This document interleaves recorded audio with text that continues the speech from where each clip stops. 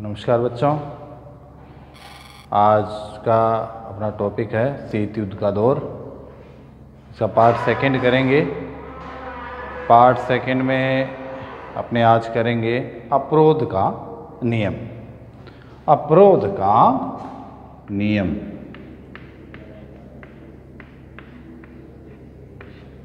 अपरोध का नियम।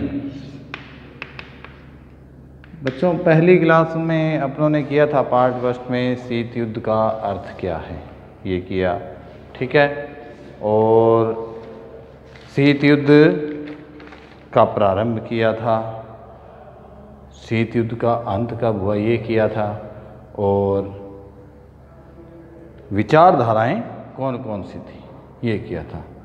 और अभी जो अपना है आज पार्ट सेकंड में जो अपने करेंगे वो है अपरोध का नियम। क्या है अपरोध का नियम, ये अपने करेंगे। अपरोध का नियम होता है बच्चों, परमाणु युद्ध की सूरत में क्या है, दो विचारधाराएं थी, ठीक है, पूंजीवादी और साम्यवादी। दोनों ही क्या थे, परमाणु संपन्न देश थे। अमेरिका भी परमाणु संपन्न था और सोवियत संघ भी परमाणु संपन्न था।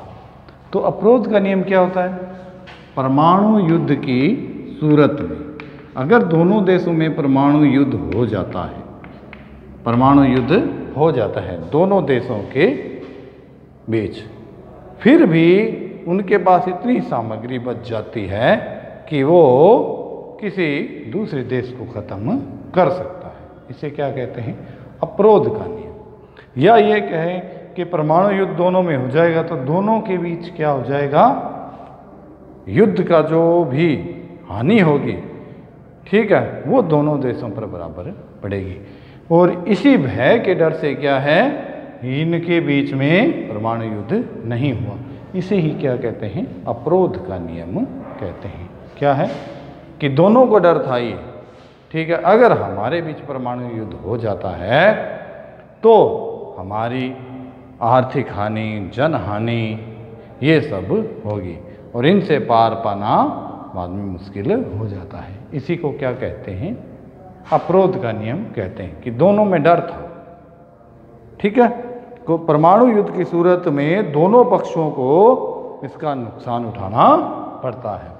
अगर परमाणु युद्ध होता है तो दोनों पक्ष, जो पक्ष हैं जो युद्ध कर रहे हैं, ठीक है, उनको क्या करना पड़ता है, हानि उठानी पड़ती है। हानि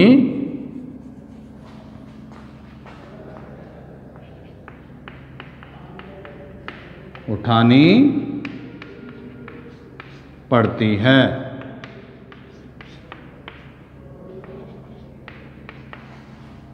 हानि उठानी पड़ती है और उसमें से विजेता कोई भी हो, दोनों में से विजेता कोई भी हो, ठीक है, फिर भी उनको हानि उठानी पड़ती है। इसी को क्या कहते हैं, अपरोध का नियम कहते हैं।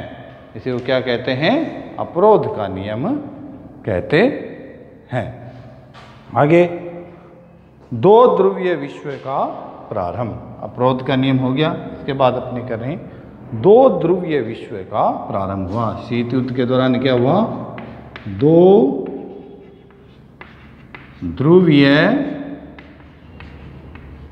विश्व का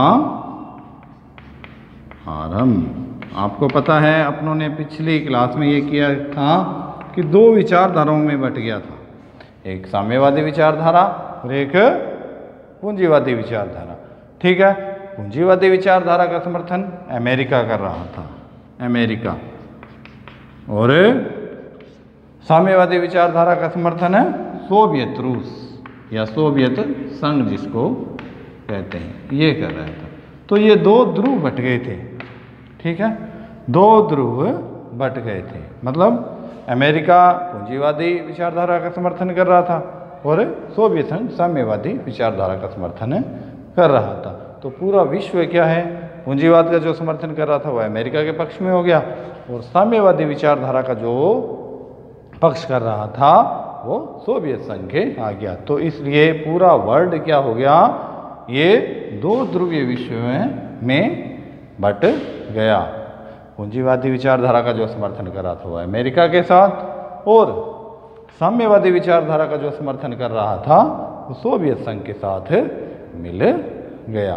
तो इससे क्या हुआ, दो ध्रुवीय विश्व व्यवस्था का आरंभ हुआ। इसके बाद अपने करेंगे गठबंधन। अगली हेडिंग अपनी क्या है, गठबंधन।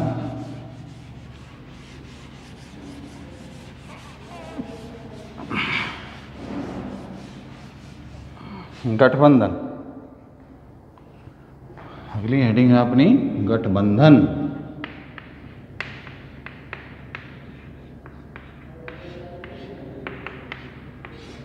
इससे पहले वाली हेडिंग थी दो ध्रुवीय विश्व का आरंभ। अभी क्या है, गठबंधन हुआ।